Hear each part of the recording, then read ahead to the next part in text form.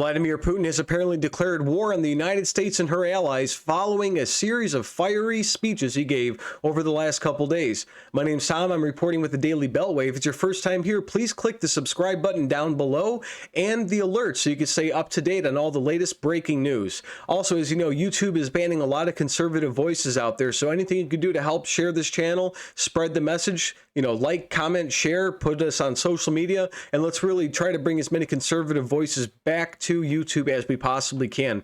So if you've been watching the news, you've been knowing that this crazy guy has invaded Ukraine. He's trying to blame everybody else for a bunch of the Nord Stream pipeline failures. He just called up 300,000 additional troops, forced conscription. He's really starting to go at the United States and the West. He recently held referendums in Ukraine to absorb some of those regions back into Russia, as they were apparently Russian always. As we all know, Putin is pretty much full of garbage crap 24/7. So we're reading today from U.S. News. It says that the West is doomed. Putin declares anti-colonial war after annexing Ukraine oblasts. President Vladimir Putin, in perhaps his most venomous anti-Western public comments ever, declared the beginning of a new anti-colonial movement against the doomed governments of the U.S. and its allies, speaking at a ceremony Friday in which he formally declared dominion over parts of Ukraine. The remarks from the embattled leader in a grand ballroom filled with stone-faced bureaucrats as well as regional and religious leaders served as a ceremonial capstone on the Kremlin-orchestrated process in recent days of forcing referendums on 4 oblasts in Ukraine it partially occupies, which resulted in conspicuously high levels of supposed support for joining Russia. It's pretty weird that these guys, they went out there door to door with guns and they were literally forcing people to vote. I mean, they were literally dragging people out, sticking the ballot in their hand. You have to vote or you're going to be out of this country. I want to go to Blinken real quick and see what he had to say about the referendums. Give me 1 second here. Moscow is done. The world saw the way Russia conducted these so-called referendum, with Russian occupation forces going door to door and forcing Ukrainian citizens to cast their ballots at gunpoint. The entire process around these sham referenda was a complete farce. The United States does not and will never recognize any of the Kremlin's claims to sovereignty over parts of Ukraine that it seized by force and now purports to incorporate into Russia. As I said last week at the United Nations Security Council, this territory is and will remain Ukrainian, and Ukraine has every right to defend its land, to defend its people, and to take back the territory. If you guys know, recently, Ukraine just filed emergency paperwork to be a part of NATO. It takes, I believe, all 30 nations to sign off saying that that's going to happen. And if that's the case and Ukraine joins NATO, you will see United States and all of the NATO allies begin a war, which would essentially turn into World War III with Russia.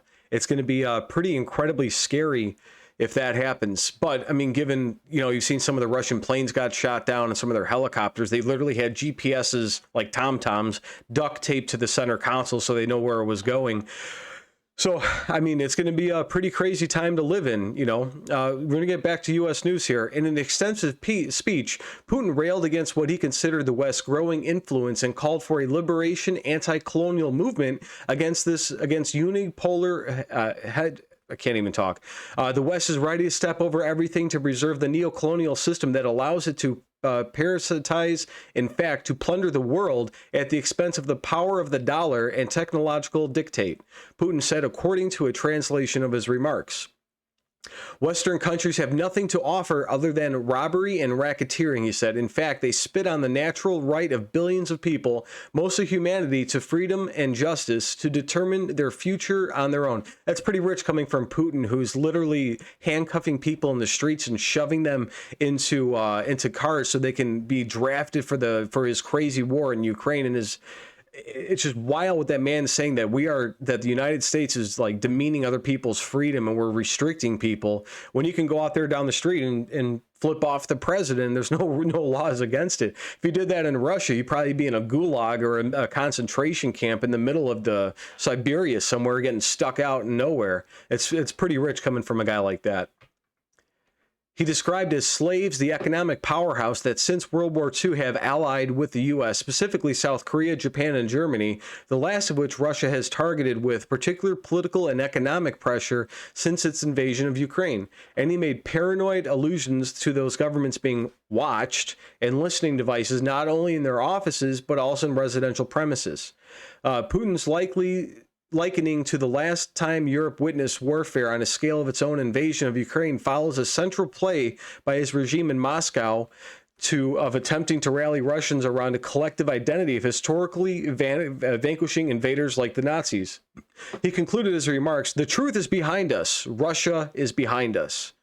Putin agreed that the Russian-backed delegates on stage from the four Ukrainian oblasts clapped their hands with them and led the audience in a chant, "Russia, Russia, Russia." It sounds almost like a political rally here in the United States where, you get thousands of people coming out there and they just listen to rhetoric coming back and forth. Western leaders immediately condemned Putin's latest actions. The U.S. almost instantly imposed new sanctions on more than 1,000 top Russian officials and businesses, following through on threats President Joe Biden has made since Moscow first signaled in its intent to annex more parts of Ukraine. This never would have happened under Trump. I mean, they had everything lined up for years to go at Ukraine. Kept hearing Ukraine, Ukraine, Ukraine. China's always crying about going into Taiwan. They're going to invade them probably now too. When Donald Trump was president, he was eating cake with the Chinese people, and that's when he dropped the Moab. He was at dinner with the Chinese delegates, and he's sitting there eating the food, and he's like, "Oh, by the way, we just dropped the biggest bomb ever," and you're going to hear about that. Then everybody's phones start going off. That guy had some stones to him. Biden can't even put two sentences together, and he's going to go up against one of the greatest political masterminds in history, Vladimir Putin. I don't think so. If you just look at this guy's face, he's covering it up because he's shamed, because it's his entire fault that this is happening. But given Biden's connections in Ukraine over the last few years, this also might be part of design. So we really don't know what's happening. So Robert Metsola, president of the European Parliament, similarly posted, "We do not recognize Russia's sham referenda. We do not recognize Kremlin's illegal annexation. Analysts consider Putin's remarks to be a new tack in his attempts to end the fighting in Ukraine as quickly as possible, as his military continues to face a string of high-profile, embarrassing losses and blunders." That's not even a joke. I mean, there's people, they're making TikToks of them stealing tanks and driving them down the roads, and you got the Ukrainian guys drinking the Russian vodka, getting drunk, and driving the tanks through the fields, and guys taking selfies with different pieces of Russian military equipment, going, "Hey, you guys lost this." It's got to be pissing Putin off, and I couldn't be happier. It is possible that soon after legal annexation, the Kremlin could offer Ukraine a ceasefire along with the line of contact to try to freeze the conflict, writes Dara Masikot, a former Pentagon official for Russia, now with the Rand Corp think tank. This could be an unacceptable deal for Kiev, as Kiev has signaled it will not accept annexation. The speech also served as an attempt to align Russia interests with China, Moscow's occasional backer, who has adopted a conspicuously distant stance since Putin's invasion, but is equally distrustful of Western intentions about its own territorial ambitions, namely annexing Taiwan. Alexander Gub, I can't pronounce his last name, with the Carnegie Endowment for International Peace, said at an event this week that Beijing increasingly sees Putin foreign policy as a typhoon that can't be controlled but merely endured.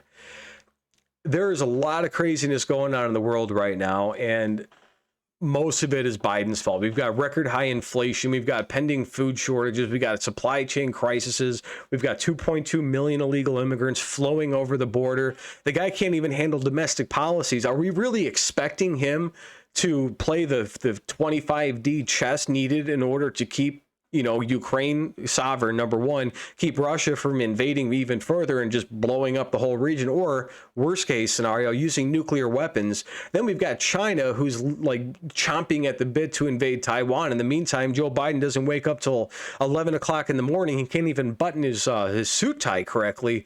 I think the 25th Amendment needs to be called into effect here before we find ourselves in World War III. In the meantime, name's Tom, Daily Beltway. Please click the subscribe button down below, and God bless all of you.